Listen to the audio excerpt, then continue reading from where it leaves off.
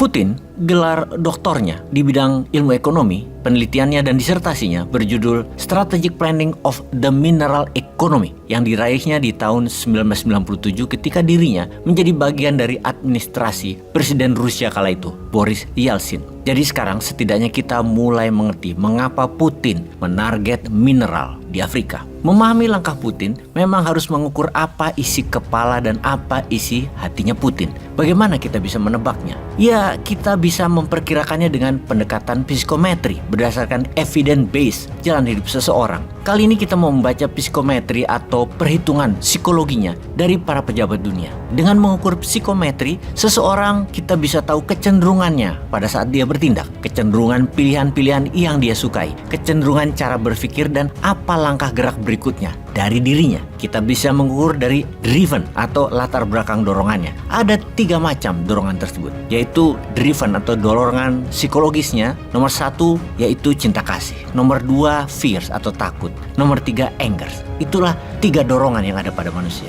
Mereka yang dorongannya cinta kasih cenderung mencari kenyamanan kalau dia belum mendapatkannya. Kalau drivernya anger atau marah, maka dia punya kecenderungan menjadi narsis karena ingin diperhatikan. Kalau drivennya fears atau rasa takut, maka dia memiliki kecenderungan mencari keamanan atau mencari security. Tidak ada yang baik dan tidak ada yang buruk dari dorongan manusia itu. Semua benar. Kita hanya perlu untuk tahu bahkan sebelum seseorang itu menjadi pemimpin, itu bertindak karena kecenderungan dorongannya apa. Misalnya, Presiden pertama Indonesia, Insinyur Soekarno, yang drivennya adalah cinta kasih. Karena mungkin dulu tidak mendapatkannya dari kedua orang tuanya. Jadi dirinya selalu mencari kenyamanan, membuat dirinya memiliki puluhan wanita. Dan dia tidak bisa menahan diri untuk tidak menyukai atau tidak disukai wanita. Dia mencari kenyamanan dari dorongannya, mencari cinta kasih. Yang lainnya lagi, misalnya pemimpin seperti Pak SBY, latar belakang drivennya bisa dianalisa dari kisah kedua orang tuanya dulu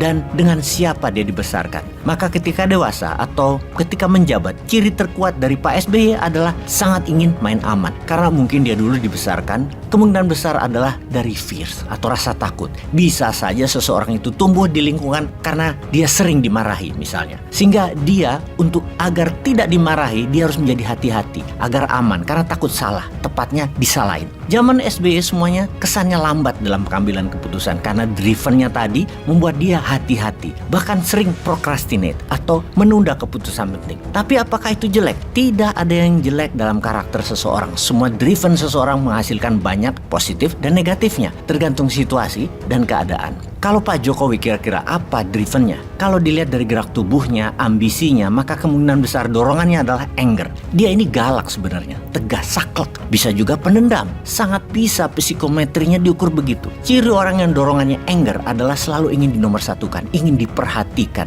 membuat langkahnya selalu terlihat ingin tampil. Everything about me. Dan saat ini karakter itu sangat dibutuhkan bagi Indonesia, terutama karakter tersebut berlawanan dengan SBY yang terlihat lambat. Jokowi cepat, ingin cepat-cepat bahkan, ingin tampil, ingin eksis, ingin menunjukkan dirinya, dan dia pemimpin yang cocok sekali di masa tahun 2014 sampai 2024. Indonesia butuh diperhatikan dunia. Pak Jokowi berhasil menunjukkannya. Orang di sekeliling Pak Jokowi adalah orang yang menjalankan sisi untuk dirinya, untuk diri Pak Jokowi diperhatikan. Beda sedikit atau tidak memperhatikan dirinya, you out, you fired kalau istilah Trump. Hal itu dialami Pak Anies yang bersaing ingin diperhatikan dan mencari perhatian. Ya tabrakan karena matahari tidak boleh dua. Out dulu Mas Aniesnya dari kabinet Pak Jokowi. Di sisi Anies dia terlihat ada angernya, cukup ambisius, agak mirip dengan Pak Jokowi. Namun Pak Jokowi lebih pintar memainkan narasi dan tampil di publiknya lebih atraktif, lebih segar dan banyak memberikan elemen of surprise. Anies kurang dari sisi itu, lebih malu-malu tapi mau.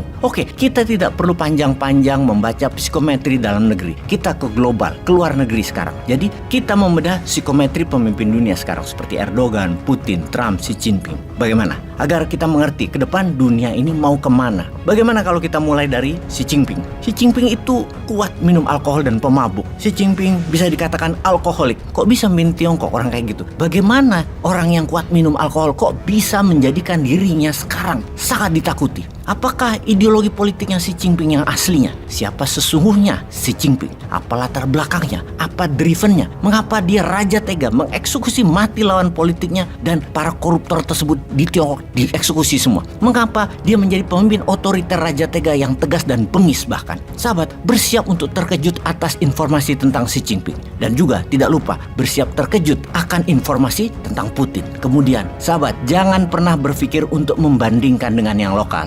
Jauh. Peace.